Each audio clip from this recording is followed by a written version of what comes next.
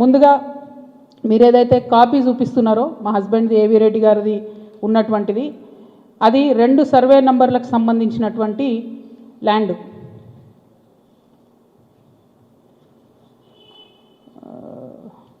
Brief ఎడవేంద్రబాబు ఇది అదేంటంటే 2010/2 2010/3 అనేటటువంటి భూమి.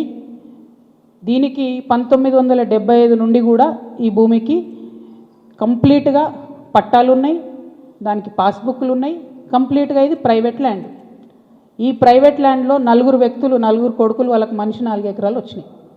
ఈ మనిషి 4 ఎకరాలు వచ్చినటువంటి ఈ భూమిని అక్కడ ఒక కంపెనీ ఉంది, టేకంషా అనే కంపెనీ.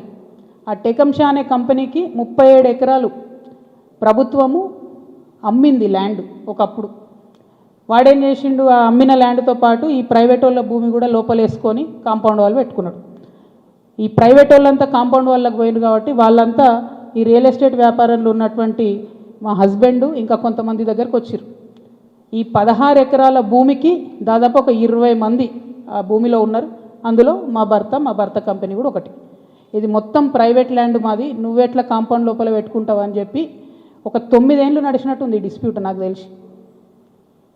ఇది మా ల్యాండ్ అని వీళ్ళు, కాదని వాళ్ళు.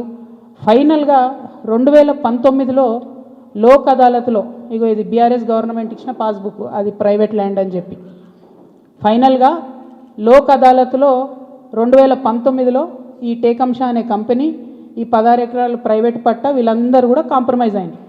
2019లో ఎప్పుడైతే కాంప్రమైజ్ అయినరో ఆనాడే ఆ ల్యాండ్తో నాకు కానీ నా భర్తకు కానీ ఏం సంబంధం లేదు. ఆ పట్టేదారుల తరఫున ఉండి కొట్లాడినటువంటి మా భర్త గారు, వాళ్ళ ఫ్రెండ్స్, వాళ్ళ కంపెనీ అందరూ కూడా ల్యాండ్ అమ్మేసి బయటకు వచ్చేసారు. ఎప్పుడు 2019లో.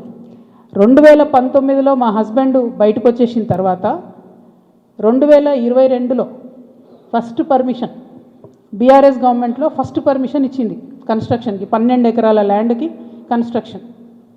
మరి పట్టా భూమి అయితే ఎందుకు ఇచ్చారు పర్మిషన్? మరి అది గవర్నమెంట్ భూమి అయితే ఎందుకు ఇచ్చిండ్రు పర్మిషన్? 19లోనే మా హస్బెండ్ ఎగ్జిట్ అయిపోయింది అక్కడితో. 22లో పర్మిషన్ వచ్చింది ఆ ల్యాండ్కి. మరి ప్రభుత్వ భూమి అయితే ఎట్లా ఇచ్చారు పర్మిషన్? సంతకం పెట్టింది ఎవరు? కేటీ రామారావు గారు. అంటే ఇప్పుడు మాధవరం కృష్ణారావు గారు ఏమంటుండు? కేటీ రామారావు గారు సంతకం పెట్టిండు అంటున్నా? కేటీ రామారావు గారు సంతకం తప్పంటుండా?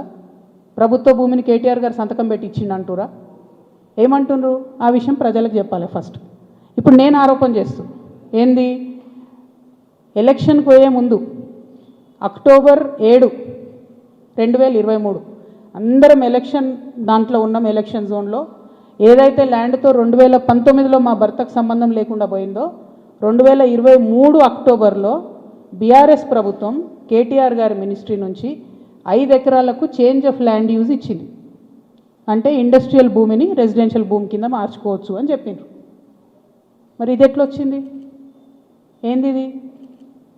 ఎందుకు ఇచ్చారు ఎలక్షన్ కన్నా 2 రోజుల ముందు? ఏం లావాదేవీలు జరిగినాయి? దీంట్లో కృష్ణారావు గారి పాత్ర ఏంది?